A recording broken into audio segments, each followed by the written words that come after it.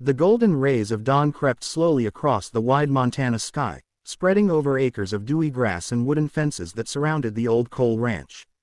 A rooster crowed somewhere in the distance, echoing through the crisp morning air.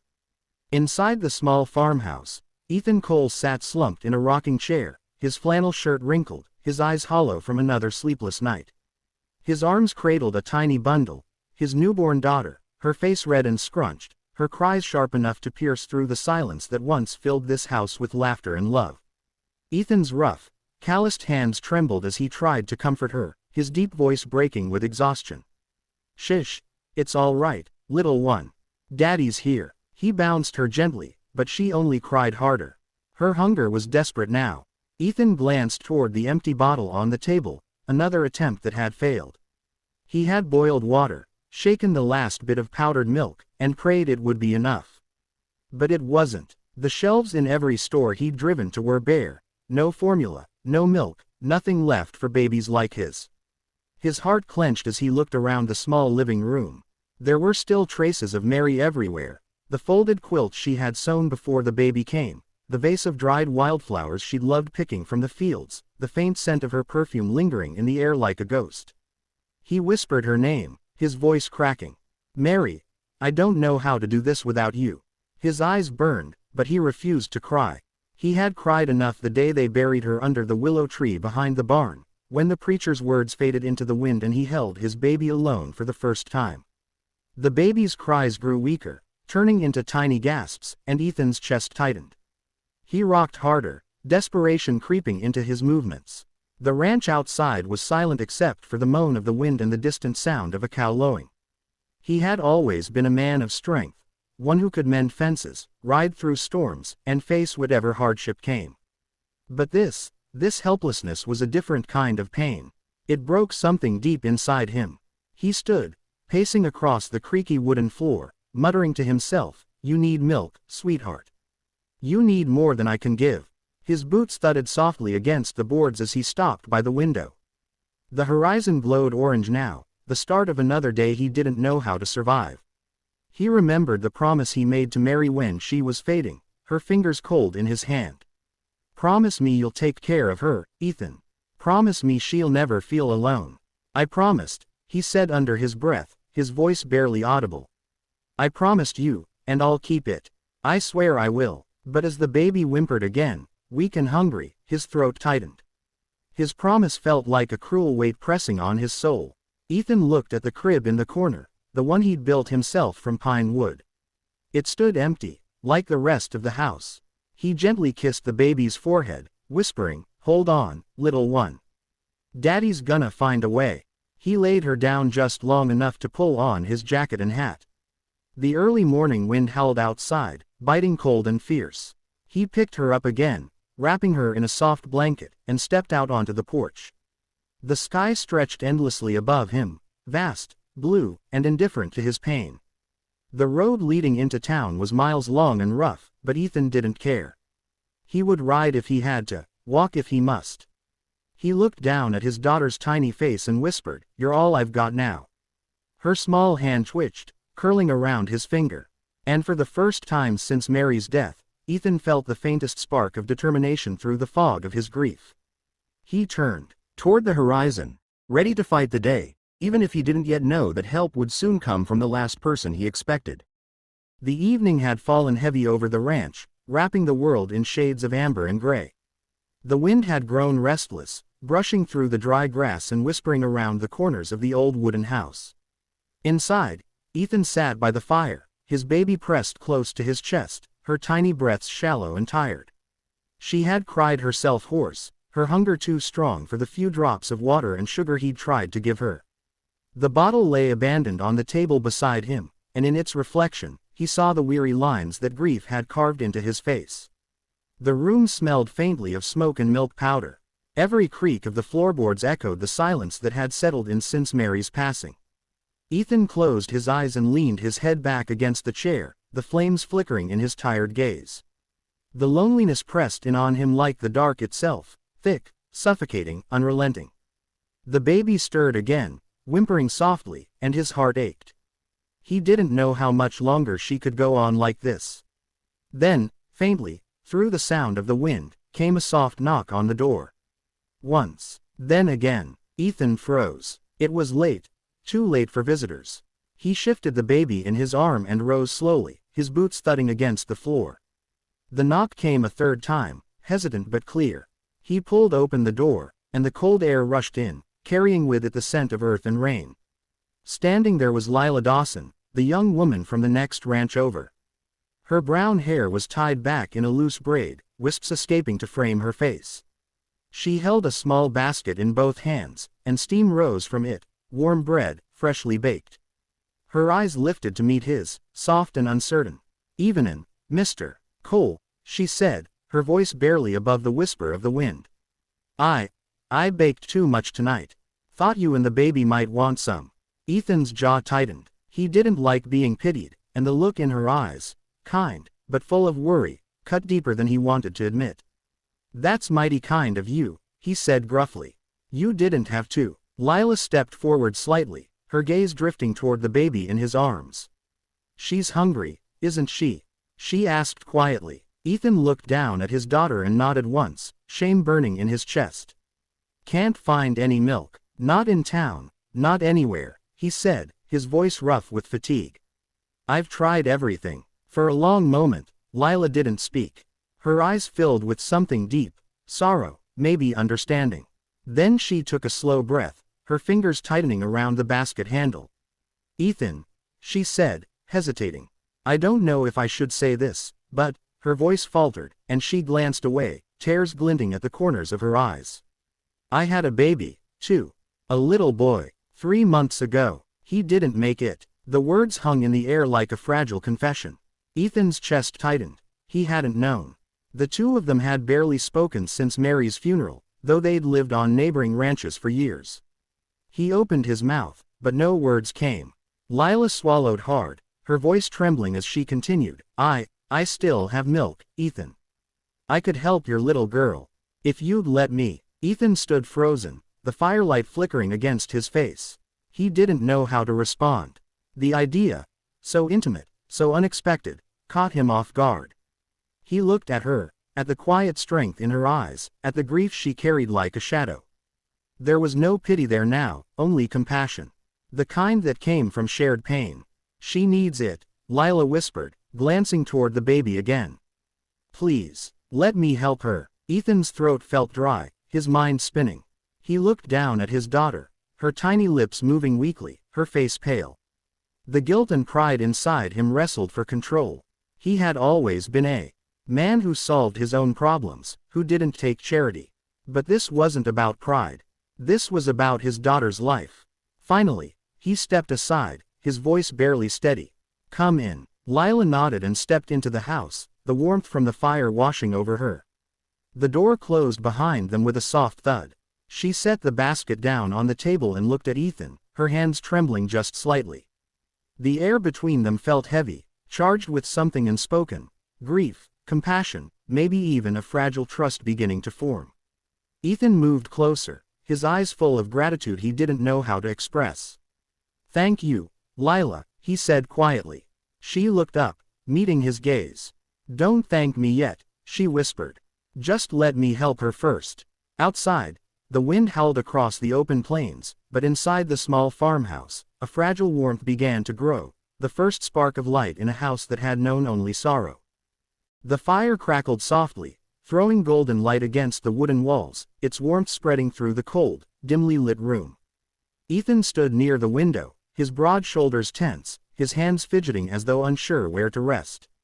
Behind him, in the rocking chair that once belonged to Mary, Lila sat quietly, holding his baby girl to her chest. The tiny infant, who had spent hours crying from hunger and exhaustion, was now calm and peaceful. Her small hands clutched at Lila's blouse, her lips moving in gentle rhythm. For the first time in days, silence filled the house, not the empty, suffocating silence of grief, but a soft, living one. The sound of the baby's soft sucking and the steady creak of the rocking chair seemed to mend something broken in the air. Lila's eyes glistened with tears, though she tried to blink them away. Each breath she took was steady, deliberate. Holding another woman's child like this, after losing her own, felt both painful and healing at once. Ethan turned slowly, his eyes falling on them. The firelight danced across their faces, Lila's gentle expression, the baby's tiny rosy cheeks. His heart twisted, and he swallowed hard. He didn't know how to feel: grateful, ashamed, overwhelmed. His lips parted, but words refused to come. All he could do was watch. "She's hungry no more," Lila said softly, breaking the silence. Her voice was steady, but there was a tremor hidden beneath it. "Poor thing. She must have been starving." Ethan's throat tightened. "You didn't have to do this," he managed, his voice low, rough with emotion. Lila looked up at him, her eyes shining in the firelight. "Yes, I did," she said. "You couldn't find milk. And she trailed off, her voice catching. "I couldn't stand hearing her cry anymore. I know what it feels like to lose someone you love. I couldn't let you lose her too." The words struck him deep, cutting through the wall of grief he had built around himself. He ran a hand over his face, trying to steady his breathing. "You shouldn't have to, Ethan," she interrupted gently. "Don't say that. Sometimes we help because we can, not because we have to." He looked at her then, really looked at her. The young woman he had known as the quiet girl from the neighboring ranch, who waved from afar, was no longer just that. She carried a strength he hadn't seen before, the kind that came from heartbreak and survival. Her hair glowed in the firelight, her eyes soft yet resolute. The baby sighed, her tiny body relaxing in Lila's arms. Lila smiled faintly, brushing a thumb across the infant's cheek. "She looks just like you," she whispered, her tone filled with affection. "Strong and stubborn." Ethan's lips twitched with the faintest ghost of a smile. "You think so?" "I know so," she replied, her gaze still fixed on the baby. "She's a fighter, like her mama must have been." At the mention of Mary, Ethan's expression darkened for a moment, pain flickering across his face.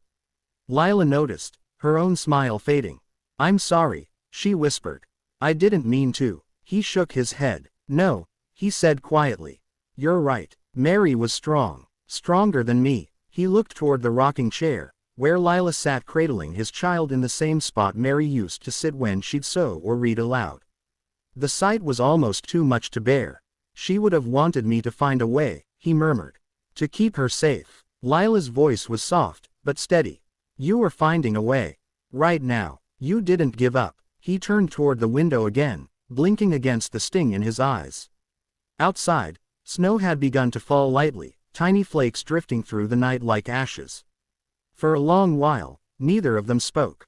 The only sound was the rhythm of the rocking chair, the baby's breathing, and the low hum of the fire. When Lila finally rose, the baby asleep against her shoulder, Ethan moved instinctively to take the child. Their hands brushed, and both froze for a heartbeat. His rough skin against hers sent a faint shiver through him. She looked up, her face close enough that he could see the tiny freckles across her nose, the reflection of the fire in her eyes. There was no pity there, only warmth. "Thank you," he said finally, his voice barely more than a whisper. Lila smiled faintly, the corners of her lips trembling. "You don't need to thank me. Just promise me she'll grow strong." "I promise," he said, his words heavy with meaning. Lila laid the baby gently into Ethan's arms, brushing her hand across the little one's head before stepping back. "She's safe now," she said softly. "And so are you." He wanted to speak, to tell her how much this moment meant, but the words died on his tongue. Instead, he simply nodded, his eyes lingering on her as she turned toward the door. The wind outside howled again, but it sounded different now, less like loneliness, more like the sound of change. Before leaving, Lila paused, looking back at him once more. "If you need me," she said, "you know where to find me." And with that, she stepped out into the night, leaving Ethan standing by the fire, his daughter sleeping peacefully in his arms, and a feeling he hadn't known in months stirring quietly in his chest: hope.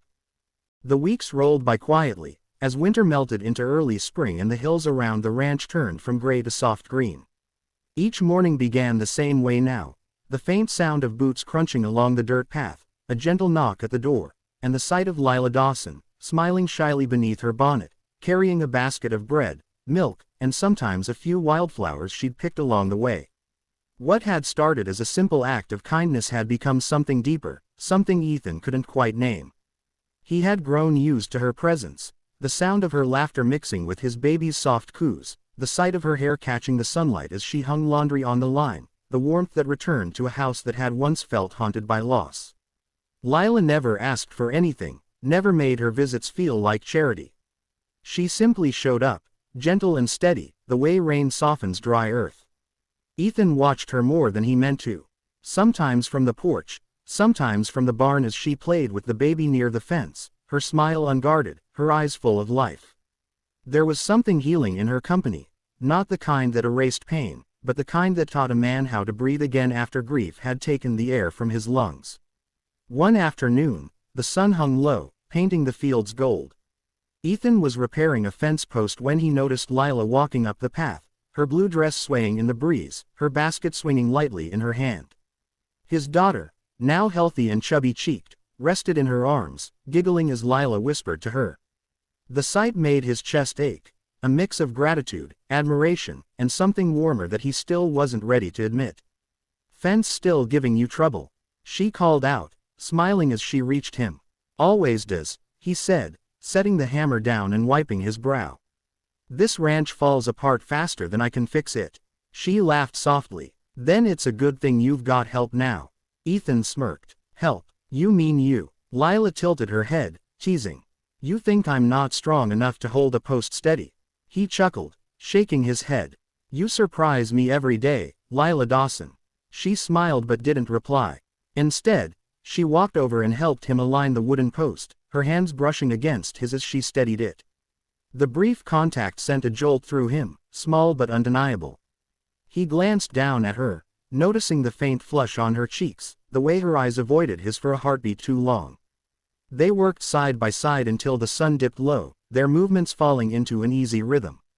The silence between them wasn't awkward anymore, it was comfortable, almost tender. When they finished, Lila leaned against the fence, looking out at the horizon. "It's beautiful here," she said softly. "Peaceful." Ethan nodded, his gaze following hers.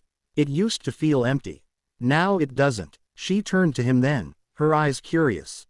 "What changed?" He hesitated, then looked down at his daughter, who was dozing in Lila's arms. "You," he said simply. Lila's breath caught. She blinked, unsure how to respond. The wind carried the faint scent of hay and wildflowers between them. "Ethan," she began softly, but he stepped closer, his voice quiet and sincere. "You came here when I was lost," he said. "You gave her life. You gave me a reason to keep going." His eyes softened. "I don't know how to thank you for that." Lila's lips curved into a gentle smile. "You don't need to thank me," she whispered. "You needed someone, and I needed something to hold on to. Maybe we helped each other." The sun dipped below the horizon, casting long shadows over the fields. The baby stirred and let out a small sound, and Lila gently rocked her, humming a tune so soft it barely reached his ears. Ethan watched her, his chest tightening. He didn't remember the last time anyone had sung in this house. When the baby fell asleep again, Lila turned to leave. But before she could take a step, Ethan spoke, his voice rougher than before. "You don't have to go." She froze, looking back at him. "Ethan, I mean it," he said, stepping closer. "You've done so much already. You don't have to come here every day out of pity or duty." Her eyes met his, a mix of confusion and emotion. "Is that what you think this is?" He hesitated. "I don't know what it is." Lila looked at him for a long moment, then sighed softly. "It's not pity. I come because I want to. Because when I'm here, I feel less alone." The honesty in her voice struck him like a warm light breaking through storm clouds. He took another step closer, close enough now to see the flecks of green in her brown eyes. "Then stay," he said quietly. "Not just for the baby. For me too." Her lips parted in surprise. "You really mean that?" He nodded, his expression earnest. "I do." For a heartbeat, neither of them moved. The wind stirred her hair, brushing a strand across her cheek. Ethan reached up without thinking and tucked it gently behind her ear. She didn't pull away. Their eyes met, and in that silence, something unspoken passed between them. A promise, a beginning. Lila's voice trembled slightly when she finally spoke. "All right," she whispered, "I'll stay." As the last of the sunlight faded behind the mountains, Ethan felt a warmth spread through his chest, the kind he hadn't felt since before Mary died. Hope didn't feel foreign anymore. It felt like home. The air was soft and sweet with the scent of wildflowers, and the spring wind carried the hum of bees and the distant murmur of the river that wound through the valley below the ranch. The once barren fields now shimmered with color, yellow buttercups, blue lupins, and the tender green of new grass. It was a morning that smelled like renewal, like life starting over again. Ethan stood under the great oak tree behind the house, the same one where Mary rested beneath the earth.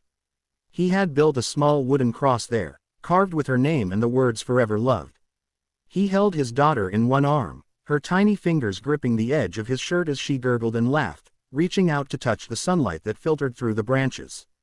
Beside him stood Lila, her hand gently resting in his, her eyes lowered in quiet reverence. For a moment, no one spoke. The leaves rustled softly above them, and a robin perched on a nearby branch began to sing. Ethan's gaze drifted over the grave, and his chest filled with both sorrow and peace. "You gave me everything I ever wanted," he murmured, his voice barely louder than the breeze. "And when you left, I thought it was over. But somehow," he turned his head slightly, his eyes meeting Lila's. "Somehow, life found a way to start again." Lila's fingers tightened around his. "She'd be proud of you," she said softly. "Of how you never gave up on this little one. Of the man you still are." Ethan swallowed hard. "I don't know about that," he said, his voice trembling. "There were days I thought I'd break. I only held on because of her. And then you came along. Lila, you showed me that even broken hearts can still beat." She smiled through tears, her gaze flicking toward the baby. "It wasn't me, Ethan. It was her. She pulled us both back to life." He looked down at his daughter and chuckled, the sound rich and genuine. "Guess she's stronger than both of us." Lila laughed quietly. The sound carried across the field like the echo of something sacred. She stepped closer to him, her shoulder brushing his, her hand sliding up to rest gently on his arm. "You know," she said softly, "I used to think love only comes once. That after losing someone, you're supposed to stay frozen in that grief forever. But now I see it's not like that. Love doesn't die with the people we lose. It changes, it waits for us to open our hearts again." Ethan turned to face her fully, the baby nestled securely between them. Her words sank deep into his chest, melting the last bit of ice that grief had left behind. He lifted his free hand and brushed his fingers lightly along her cheek. "You gave us both life again," he said, his tone tender but steady. "I didn't think I'd ever be able to love again, but you proved me wrong." Lila blinked, her lashes wet with tears she didn't bother to hide. "And you gave me a reason to live again," she whispered. "After losing my boy, I didn't think I'd ever smile without guilt. But now," her eyes softened as she looked at the baby. "Now I know he would have wanted me to love again too."